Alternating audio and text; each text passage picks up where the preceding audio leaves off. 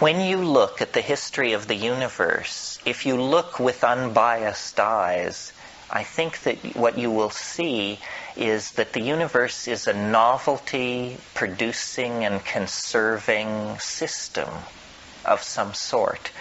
The early universe was so simple that we're going with science here for a minute, we're asked to believe that it sprang from nothingness in a single moment, that its diameter was less than that of an electron. And then in a very short period of time, a number of very dramatic things happened. But they are all couched in terms of an expansion and cooling. From the moment the universe is born, it begins to cool. And as it cools, complexity magically crystallizes out. The original universe, there weren't even atoms, because there was such high temperatures that atoms could not stabilize themselves into orbits around atomic nuclei. So there was what's called a plasma, just a soup of naked electrons.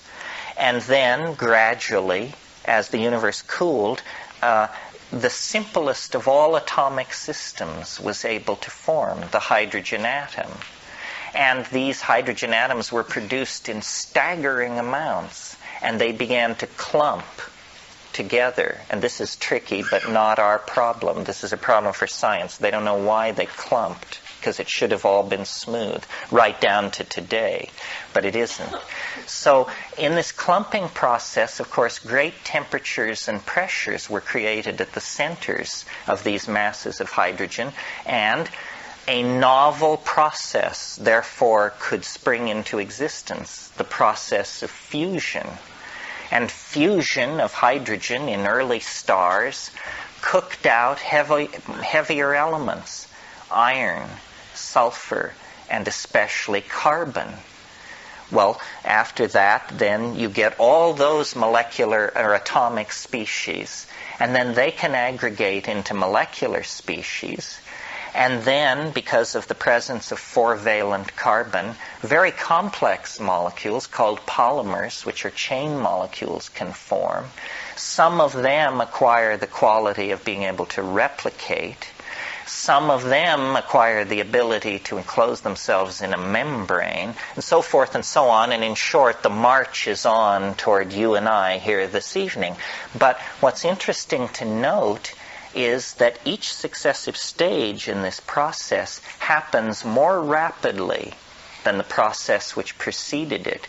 So that the early universe, 10 billion years goes on, and it's all in about this star formation cookout thing. And then, planetary formation. Then once you get, and then 1 billion years they wait for primitive prokaryotic life. And then, once it happens, the eukaryotes follow fast, and after them, the ciliated protozoas, and, it's just a moment to Madonna. Both of them. Okay, now, what science says about this process is that what we're seeing is an illusion, or that it doesn't matter. They're saying it is not a law of the universe that novelty be conserved, and that each new level of novelty proceed more quickly than the one which was its parent. And so by chopping it off like that, human history is denied any relevance in the natural order. It is not part of the natural order. And even though we think we're a secular society, our assumptions about history are straight out of Genesis. We do not think of history as a branch of biology, and which it obviously is. So what I believe is happening is an accelerating process of novelty conservation that has reached such a point now, at the close of the second millennium, that it is absurd to try to propagate the human future by fantasy centuries into the future. there is no future, because the rate of acceleration is so close to approaching infinity that no possible future can be imagined. Now, people talk about this, but they never draw the implications. You've probably seen some show on television where they say, here's the curve of human energy release, and here's the Stone Age, and here's the 16th century, and here's the 20th century, and it's headed for infinity. Okay, next slide. Here's the curve of human speed. In the 1750, people could go as fast as a horse could gallop. In 1820, the steam engine, and then the 20th, and then it goes to infinity. And they say, okay, here's the human population curve. In the year 1000, there were 400 million people on Earth. In the year 1850, and so forth, and it goes to infinity. So they don't believe it. They don't believe that the rational extrapolation of the trends visibly beheld in the present preclude the possibility of any imaginable future. Or at least I don't believe so. I believe that we're actually in the grip of a process that cannot be halted or accelerated, but which is now in a process of tightening its gyres, as William Butler Yeats said, that what we call the chaos of 20th century history is in fact the speeding up of this temporal process to the point where it is now visible within a single human lifetime. I mean, we're like mayflies or something. We're born one day and we die the next. So only the most incredibly accelerated kinds of change make any impression upon us whatsoever. I mean, mostly we say nothing happens. But in fact, in the 20th century, it's incredible. In the last 12 months, there has been more change compressed into time than in the previous 20 years. And those 20 years had more change in them than the previous 100 years. And that 100 years had more change in it than the previous 1,000 years. And that 1,000 years had more change in it than the previous 10,000 years. But science tells us this is meaningless.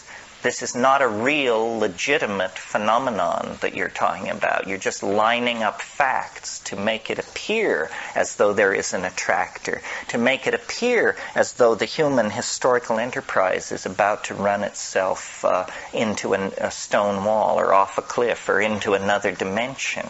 And this is really the question, I think.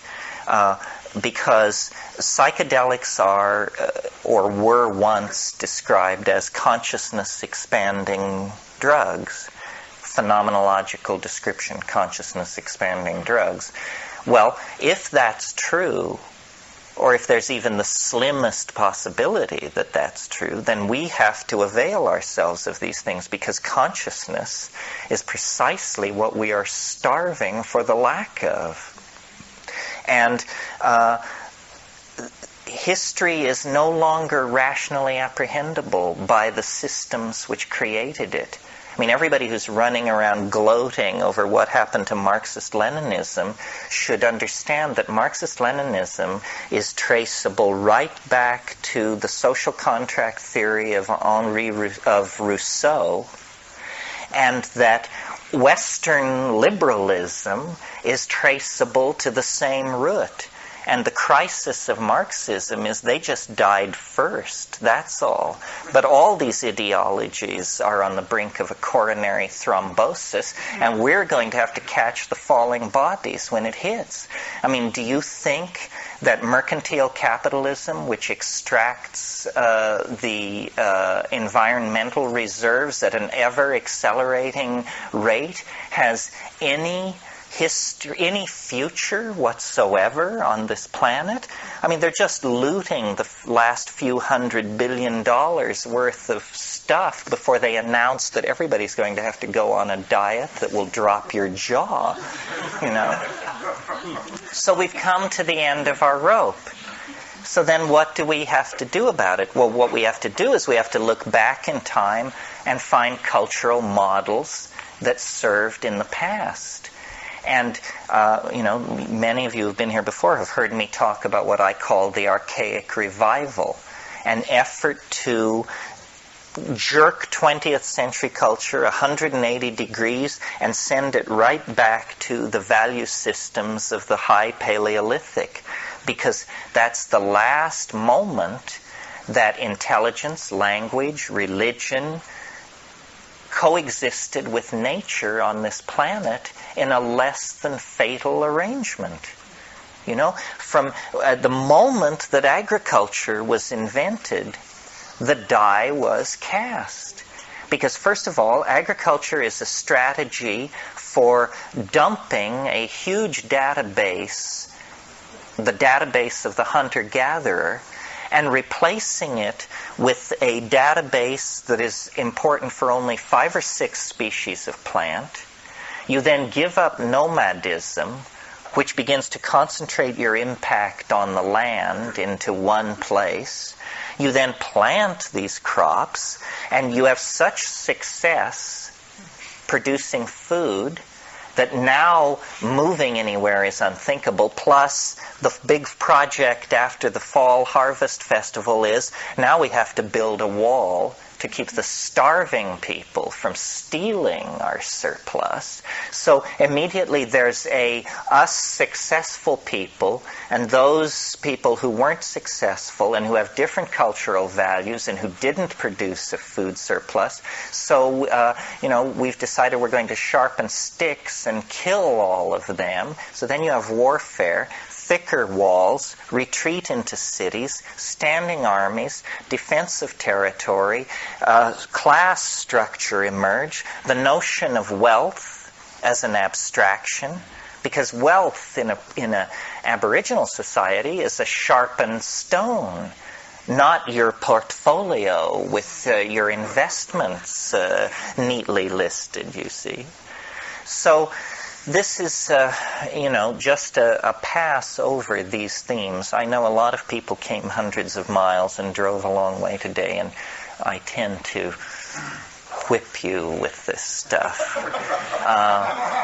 But the idea is that the psychedelics are more than the best fun there is, which they are, more than a tool for exploring your own psyche and straightening out your own kinks, which they are. They are, in fact, the key to understanding the pathology that culture has become and the way out. I mean, there has to be a way out, and it really is this archaic revival. I mean, and if you're resisting it, think of it this way. If we don't organize the archaic revival, it will be handed to us on a platter in the form of failed agriculture because the ozone hole is screwed up, infrastructure's falling apart, financial systems falling apart, the rise of fundamentalist religion. In other words, we are going to have a return to a previous historical model, and it can either be managed humanely through an honoring of the feminine, an honoring of the earth, a return to the techniques of ecstasy that characterized the high Paleolithic shamanism, or it can be handed to us in the form of shortages, famines, disease, internecine warfare, nuclear proliferation, toxic dumping, so forth and so on. But one way or another, this whole edifice put in place by the Renaissance and jacked up to high speed by the European Enlightenment and delivered into this hellish climax by mathematical analysis and the rise of global technology. And remember, each of us has never seen these changes within a lifetime, and yet within the past 200 years the world has gotten tremendously more pathological, tremendously more ill. The size of cities, the power to extract natural resources, to mine Siberia and the mountains of Chile and the interior of the Amazon and Borneo, and these unimaginable technological infrastructures have been put in place to sustain a dying patient. I mean, that's what we have here. We're on respirators. We're getting intravenous feeding. They are monitoring everything because it's not healthy. It can only be sustained through the most extraordinary and heroic means. We're taking bone marrow from the children of the future in order to keep a corpse alive. And people don't find their voice. They don't seem to know how to call a halt. You know, I mean, I listen to the politicos who aspire to leadership, and, you know, they have the same problem with the vision thing as the maximum leader of the present moment.